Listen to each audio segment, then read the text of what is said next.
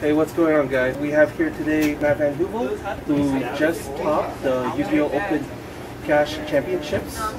He got first place, went perfect, 10-0, and here you go. Here's his deck profile. Alright, I played Shadolls at the event, so my Shadoll lineup was 3 Shadoll Beast, 3 Shadoll Dragon, 2 Shadoll Squamata, 3 copies of Shadoll Hedgehog, and 2 copies of Shadoll Falco. I ran quite a few Shadoll monsters. I know a lot of people like to cut down on them because they don't like opening like 5 or 6 monster hands, which are admittedly quite slow, but they're definitely not unplayable, contrary to popular belief. So I opted to run this many monsters primarily because in the mirror match I find the games are almost always extremely long and drawn out, which causes you to run out of monsters really fast, and then it becomes sort of like which deck can continuously be able to fusion summon with monsters, and if you run out, then you're going to lose the game. For the lights that I played the standard 1 copy of Blackluster Soldier, and I played 3 copies of Artifact Moral Attack and 1 Felice Lightsworn Archer, along with 3 copies of Mathematician. So I like the Mathematician build dramatically more than the Armageddon Knights. Like, I know a lot of people like to play the Chaos Dragons and like combo to rank 4s, and you can go into some cool combos like make turn 1, what's it called, Lavolval Chain, and then get to fusion on turn 1, but like, if you're doing that turn 1, and especially if you don't know the matchup, that could be extremely detrimental if you're facing the mirror match. And also, like, so many people are playing like breakthrough skills and like even game 2s like Shadow Mirrors, making Mathematician like dramatically better if they have any of those answers, because it's still a 1500 attack floater that you draw a card and you dig deeper into your deck trying to get to your combo pieces. It helps you maintain card advantage while also being able to make very clutch Felice the Lightsworn plays into Arcanite Magician and Black Rose to clear floodgates in game 2, or just go for like instant wins if they don't have a Black Rose answer on turn 1. You just clear the board and then follow up with like a fusion, or even just if you just have traps set afterwards and you're just like up like 2 or 3 cards, like it's almost impossible for them to come back. As for the artifacts, I found them to be substantially more versatile than any other light engines I tried. They add power to the deck, and as well as defense, which I find a lot of the Chaos builds lack. When they're playing the baby Chaos Dragons, like, sure, they're better to draw the baby Chaos Dragons than the Moral Attacks, but I just use these out of my hand. Like, I don't set them to my back row like pretty much ever. I leave them in hand for fusion or for super poly, and it's not bad. Like, I'd obviously rather not draw them, but it's not like the baby Chaos Dragons are like the godsend draws anyway. It's like they help you combo out, and if you're facing down like a Vanities or like early game, they can be just as bad. For the spells, I played 3 Shadow Fusion, Foolish Burial, 2 copies of Super Polymerization, 3 Forbidden Lance, and Book of Moons. Now, I opted to play Forbidden Lance over Mystical Space Typhoon, or even just over like no copies of that kind of stuff at all, which is what most people are doing right now. I found Lance to be one of like the MVPs of the deck. It lets you push Mathematician through turn 1 or Black Rose through turn 1 when people aren't expecting to be safe from that with breakthrough skills. It also helps protect Winda a lot from like breakthrough in the graveyard, or even when they are able to summon a strong monster and try to swing over it, you damage step Lance, and then they're sort of completely like they can't do anything follow up. Like in the mirror match, they'll swing over with Construct, and then you just lance and damage step, and then they've already used fusion this turn. They have nothing on board now, and you can just hit them direct. And doing damage in the mirror match is like extremely important and very hard to do a lot of the time. So Lance is a very good card overall, as well as just protecting from bottomless and that kind of stuff on construct. Super Poly was like by far the best card in the deck. I opted to only run two copies of the thing because like it's not good in every matchup. I mean, most of the matchups are light and dark, but even still, like I don't find I need it against decks like Burning Abyss or even Teller Knights. Like it's good. But I don't think I need the full 3 copies against pretty much anything that isn't like Infernities, like a mirror match I'd want 3, or like Rogue Bujin matches I'd want 3, but everything else is like 2 or even just 1 copy is good enough. And even against decks like Girgia or Water, like more Rogue decks now, where this card doesn't affect them, it helps me get to fusion, because I can fuse 2 of my own monsters for like, or like one of my monsters and a Moral Attack or something for Construct, and dump fusion to the graveyard with Construct's effect, and then when Construct dies, I can just bring back the fusion to my hand. So it's another way to get to fusion, as well as this card actually lets you put damage on board. Like if you have like 2 monsters and attack with them, or like Moral Attack, or even if you already have Construct or Window and like just summon like a dragon, attack for damage, and you can just super poly them into another Window or whatever, and just swing for game, like out of almost nowhere. It also allows you to dodge stuff like Nobleman Across Out in game 2, which was actually extremely important. And one time I used it to push a Caius effect through. I summoned a Caius in the mirror, targeting a Falco that I knew was there, and then he went to Breakthrough Skillet, and I just super polyed the Caius and my own set Falco, and put a Window on board, and it banished the Falco, and he couldn't respond to the super poly, so it allowed me to go for game. For the trap lineups, I played 1 Solemn Warning, 1 Shadoll Core, 3 copies of Artifact Sanctum, 3 copies of Sinister Shadow Games, Torrential Tribute, Bottomless, and Compulsory Evacuation Device. I know a lot of people don't like Shadoll Core, and I understand that against cards like Vanity's Emptiness, it doesn't help you, but what this card offers to the deck is, I'd say, pretty much a vital component to the versatility. Basically, this card allows you in the mirror match to make fusion plays with only 1 monster as opposed to 2, and that's very important, as I said earlier, because you run out of monsters very quickly with the deck in the mirror. Like, it'll come down frequently. It's not to what kind of board you can make, but more so to how many monsters you have left to make plays with at the end of the game. And if you're fusing with only 1 monster and Core, because Core will bring back fusion to your hand immediately, and then when your fusion dies, like you tribute set Beast or whatever, it'll grab Core back. So basically you're only using the 1 monster that is not Core for your fusion summon every turn, and if your opponent's using 2, they will run out of monsters twice as fast as you. In other matchups like Burning Abyss, this card is extremely good for when they play Karma Cut or Wing Blast on your fusion, trying to get rid of it so that you don't get fusion back from your grave.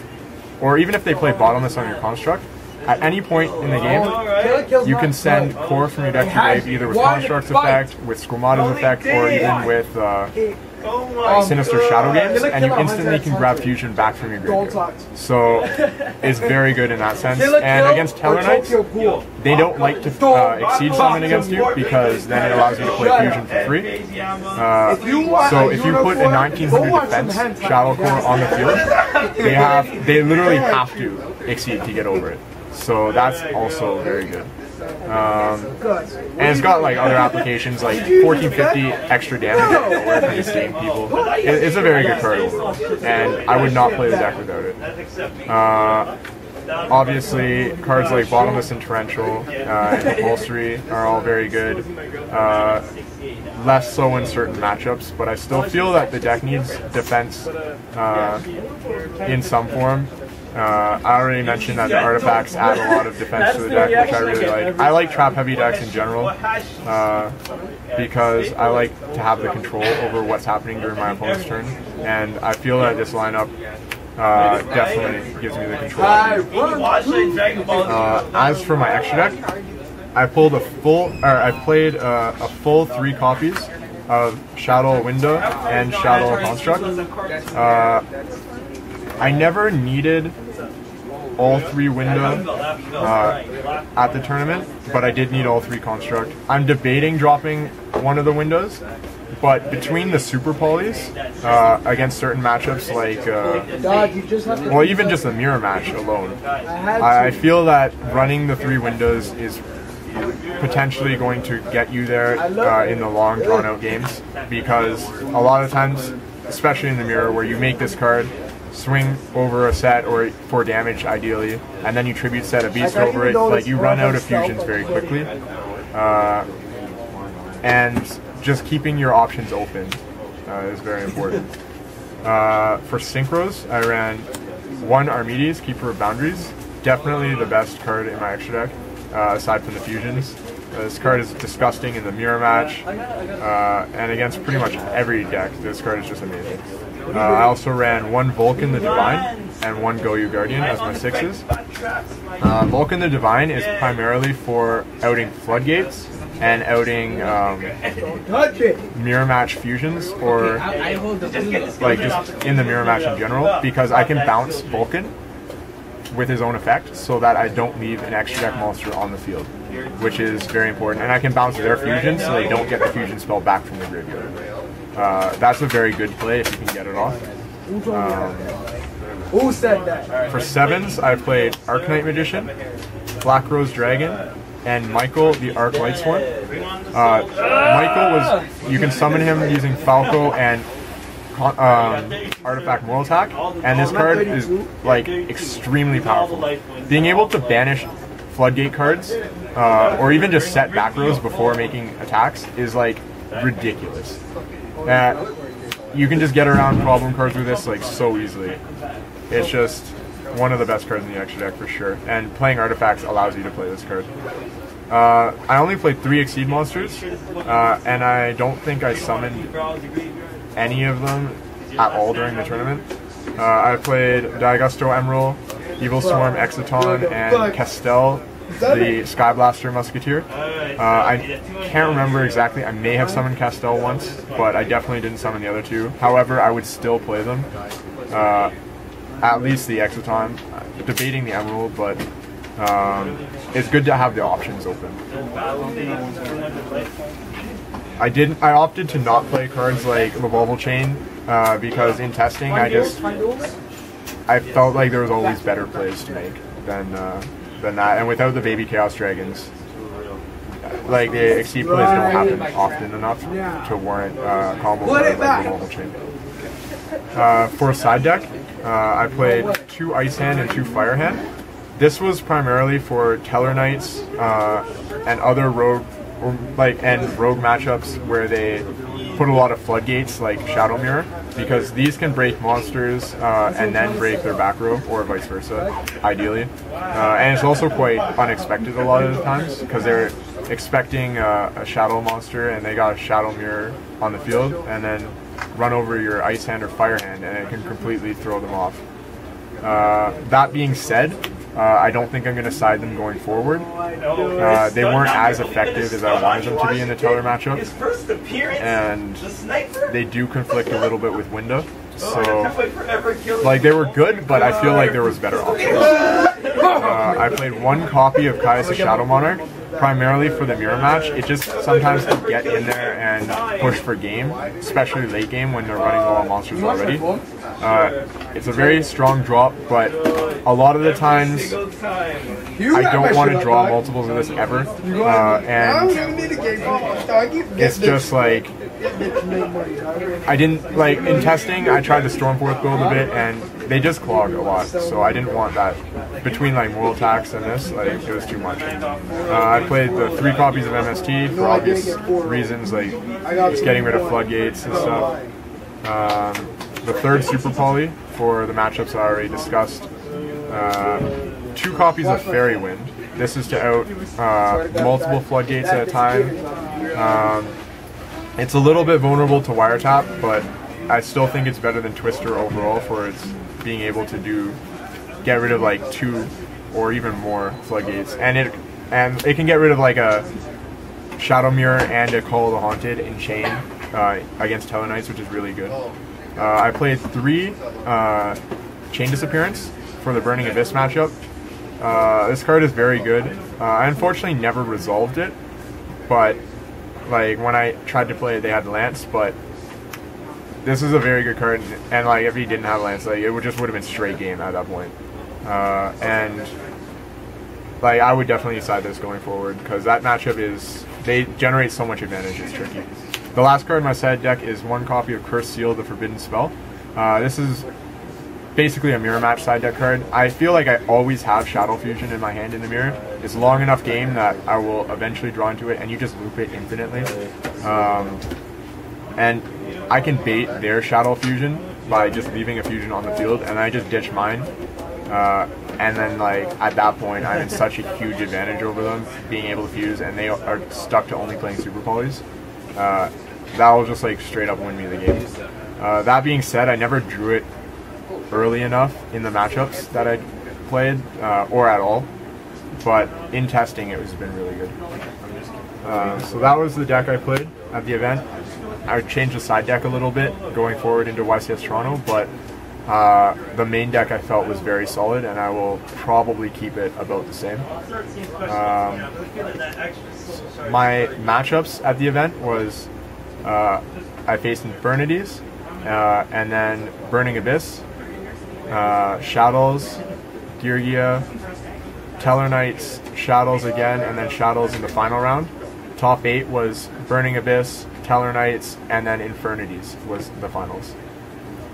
Okay, so going forward, due to your request, this will not be uploaded until probably halfway or even Sunday of YCS Toronto. Going 10-0 at the event, are there any decks that you haven't played that you would actually be sort of worried about? Like probably the old school decks, probably the road decks right now? Are there any decks at all? Well, in testing I played against decks like Mermail, and they're tricky primarily because you can't Super Poly their field away, but they're definitely not unbeatable by any sense of the word. Even like Sylvans, like their goal is to drop like Felgrands against you, and those are extremely vulnerable to both the Shadow Fusion and Super Poly. So like decks that are in theory not a good matchup because like they can just go into a bunch of Permatrees, but like those again are vulnerable to Construct. So like I don't have any decks that I feel are bad matchups per se. Even Infernities, it's like you can just break their boards with Super Poly very easily. Super Poly is an unfair card. Like it's disgusting. Alright, so thank you very much. We're just about out of time. So thank you again, alright? Good luck in YCS Toronto, and hopefully everybody gets to see this during or even after it. Thank you.